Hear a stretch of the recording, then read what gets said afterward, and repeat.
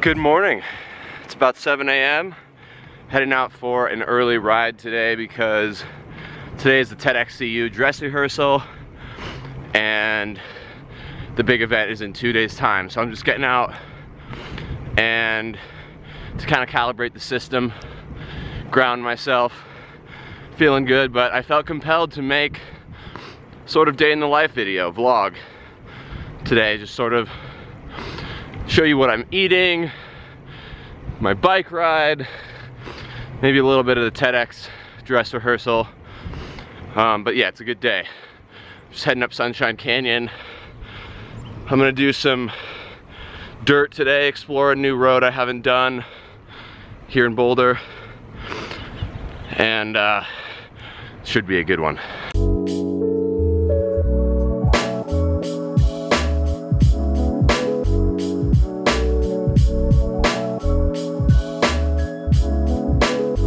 Okay, so today I want to focus more on sort of what I'm eating and why as a cyclist, as a plant-based vegan cyclist, because a lot of people tend to have questions about that stuff. So today, since it's a very early morning ride, I didn't eat anything this morning, just had some water when I woke up. I don't really like eating very close to when I go ride, so I'm doing a fasted workout today, which I've been experimenting a lot with lately. And I've been feeling really good. If you haven't listened to our What's the Deal with Fasting episode of the podcast, you definitely should. I think it's a really good tool for athletes. But I did bring like I brought a banana, and I brought like some of these little Scratch Labs energy chews for the ride, just in case I need food. But I'm just going out for a couple hours, which I can typically do without eating too much. So, but definitely I want to have a good breakfast post-workout meal after I get back.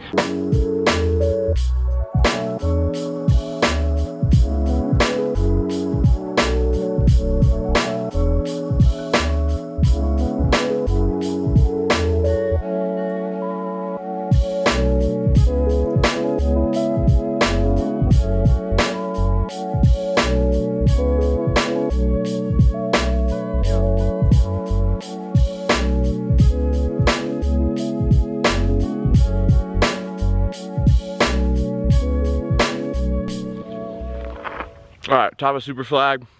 I'm gonna head down, keep going on Flagstaff Road towards this dirt road called County Road 68J, which connects into another cool canyon called Magnolia. So it's kind of an adventure ride. A lot of people keep telling me I need to do this ride, so I'm doing it. But it's only gonna be a couple hours, but kind of a general rule of thumb is that for any kind of rides over an hour, you wanna be trying to eat around 100 calories per hour at least, mostly from carbohydrates. If you want to have pretty simple to digest carbohydrates like fruit or, you know, peanut butter and jelly sandwiches, different gels and stuff, and just experiment and see what works for you. I typically eat around 100 calories per hour, but I don't necessarily need to eat a lot on this ride because it's only gonna be about 2 hours, pretty short, and then I'm gonna go home and eat some real food.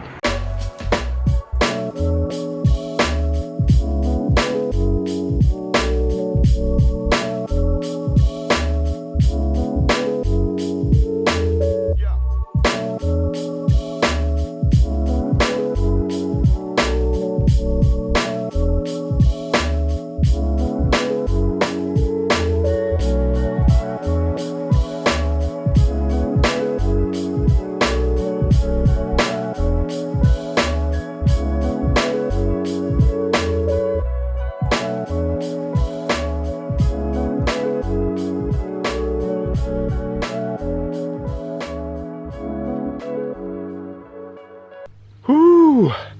68J is a little rowdy, but it's fun. Definitely wouldn't recommend coming up here on a road bike though.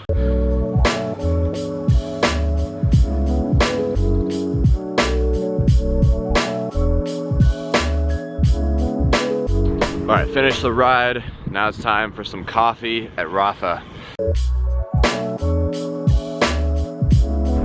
So pretty solid day to get in 2.5 hours over 5,000 feet of climbing in all before like 10 o'clock in the morning. So pretty good way to start the day. The Rafa Clubhouse always has really great vegan options, so it's always a really cool time to stop after a ride, grab a coffee, grab like vegan banana bread. But now I'm gonna go home and eat some real breakfast.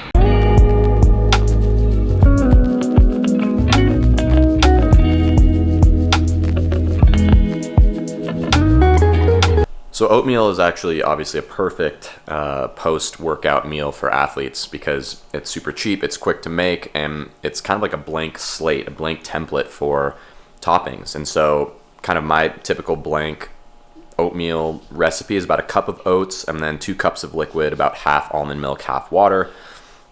And then on top of that, I throw in some frozen blueberries, bananas, turmeric and cinnamon as my spices, as well as some peanut butter, maybe some flax seeds, you know, walnuts, whatever I want.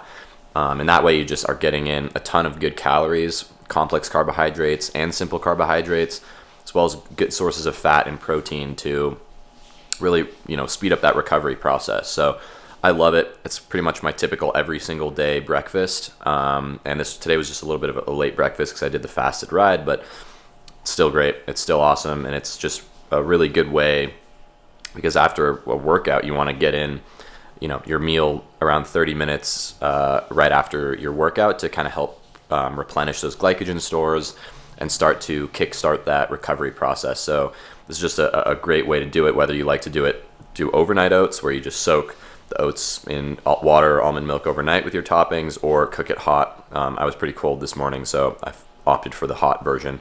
But yeah, that's the best breakfast, I think, for athletes. All right, it is now lunchtime, which means smoothie bowl. So this is kind of my classic lunch during a big period of training, or just really any day, but I think it's especially good for big days on the bike or when you're in a period of training, because really nutrient dense, but also really calorie dense. So you're getting a ton of, you know, really great micronutrients, a nice balance of protein, carbs, and fat, but you're also really helping to bring in a lot of calories, which is obviously important if you're burning a lot of calories. And one of the biggest reasons why a lot of athletes kind of fail on plant-based diets is because they just simply aren't eating enough calories when they switch from kind of a standard diet to a more plant-based or vegan diet, and they just cut their calories in half or a third and just don't even realize it, and then they wonder why they feel kind of fatigued and tired. So here, I'll show you what's inside this smoothie. This is kind of what I'm doing lately. So I've just got baby spinach. It's kind of a green smoothie today. We've got ground flax seeds, pumpkin seeds, and granola to top the smoothie off with, but obviously bananas. And this is a new thing I saw at Trader Joe's yesterday that I just had to pick up, but these baby little frozen plantains. So we're gonna see how that tastes in the smoothie. A little bit of cinnamon, of course dates for the sweetness, and that's pretty much it. I like to keep it simple, but really delicious and super dense in nutrients and calories.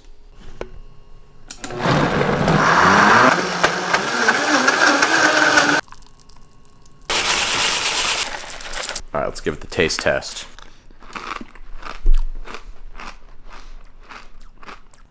Pretty standard. The plantains do give it a slightly weird flavor, but whatever.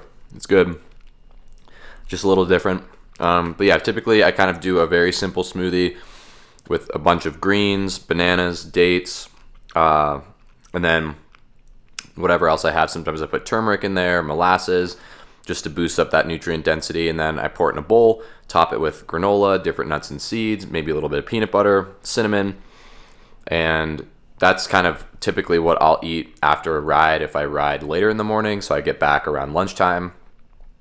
I just think this is a great and also very simple and easy and delicious way to kind of get the most bang for your buck in terms of money, calories, and nutrients. And smoothies are just an essential part of any plant-based athlete's repertoire.